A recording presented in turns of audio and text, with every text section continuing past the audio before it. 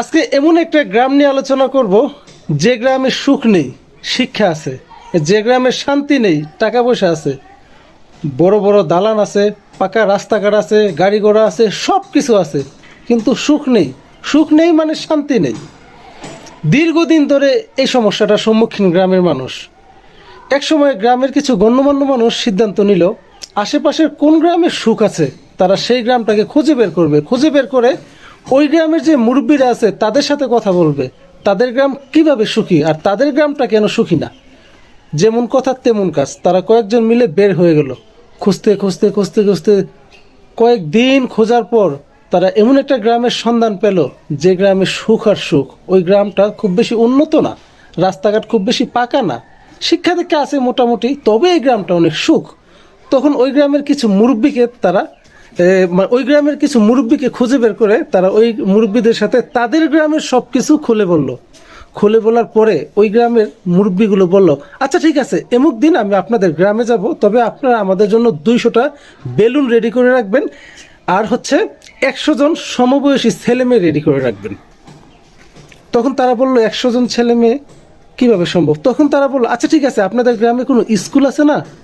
অমুক দিন আমরা স্কুলে থাকবো, স্কুলে আপনারা এই বেলুনগুলো রেডি করে রাখবেন। ঠিক আছে, তারা স্কুলে গেল। কথা অনুযায়ী যে তারিখটা দিয়েছিল সে তারিখে 2 গ্রামের এই প্রতিনিধি স্কুলে গিয়ে হাজির হলো। হাজির হওয়ার পরে বুদ্ধিমান যে গ্রামের সুখ ছিল ওই গ্রামের লোকগুলো প্রথমে 100টা বেলুন হাতে নিয়ে বললো, তোমরা 100 জন এখানে দাঁড়াও। দাঁড়ানোর পরে বেলুনের ভিতরে তোমাদের নিজ নিজ নাম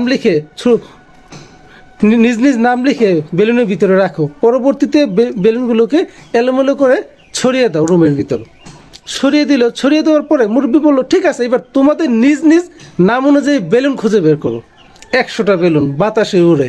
ধরতে গেলেই তো কোনোটা ফুটে, কোনোটা দৌড় মারে, আবার কেউ ধরতে পারে। বিশৃঙ্খল একটা অবস্থা।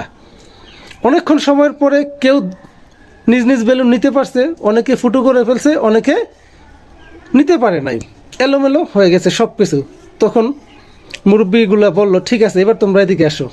এইবার আবার 100 জনের নাম লিখে সেমভাবে বেলুনগুলো ছড়িয়ে দাও। ছড়িয়ে দেওয়ার পর তাদেরকে বলা হয়েছে, তুমি যে বেলুনটা হাতে নিবে ওই বেলুনে যার নামটা পাবে বেলুনটা তুমি তাকে দিয়ে দেবে। ঠিক আছে, এই অনুযায়ী যখন ছড়াই দিছে, এবার খুব সহজেই সবাই বেলুনগুলো যার যার কাছে দিয়ে দিতে পারছে। বেলুনগুলো ফুটে নাই, বেলুনগুলো এলোমেলো ঘুরে নাই, কারণ কি, যে নামটা সামনে পাইছে সেই নামটা অনুযায়ী তাদেরকে বেলুনটা দিয়ে দিছে।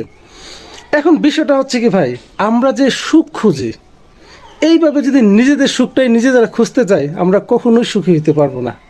আমরা যদি অন্যের কথা চিন্তা করি, অন্যের ভালো মন্দ দেখি, তাহলে অবশ্যই আমরা সুখ খুঁজে পাবো। ওই গ্রামের মানুষগুলো সুখী না কি কারণে জানেন? তাদের অর্থ আছে, তাদের টাকা আছে, তাদের দালান আছে, গাড়ি আছে, শিক্ষা আছে, কিন্তু তারা নিজেদের স্বার্থের জন্য সব কিছু করে। তারা অন্যের জন্য কখনোই কোনো কিছু ভাবে নাই। তারা যদি অন্যের কথা ভাবতো তাইলে তারা এত এলোমেলো থাকতো না, তারা এতটা অসুখী থাকতো না। আজকের এই গল্পের শিক্ষা হচ্ছে এটাই, আপনাকে অন্যকে নিয়ে ভাবতে হবে। যদি আপনি অন্যকে নিয়ে ভাবেন তবে অন্যরাও আপনাকে নিয়ে ভাববে। নিজেকে বিলিয়ে দেবেন, দেখবেন নিজেকে বিলিয়ে দিতে পারলেই প্রকৃত সুখ পাওয়া যায়। কখনোই নিজের কথা ভাববেন না। সবসময় যদি নিজের কথা ভাবতে যান, আপনি কখনোই সুখী হতে পারবেন না। আপনার শুধু নিজের স্বার্থটা খুঁজতে যাবেন, আপনি কখনোই সুখী হতে পারবেন না। অন্যের কথা ভাববেন, অন্যের পাশে থাকবেন, আল্লাহ তাআলার রহমত হবে, আপনিও সুখী হতে পারবেন।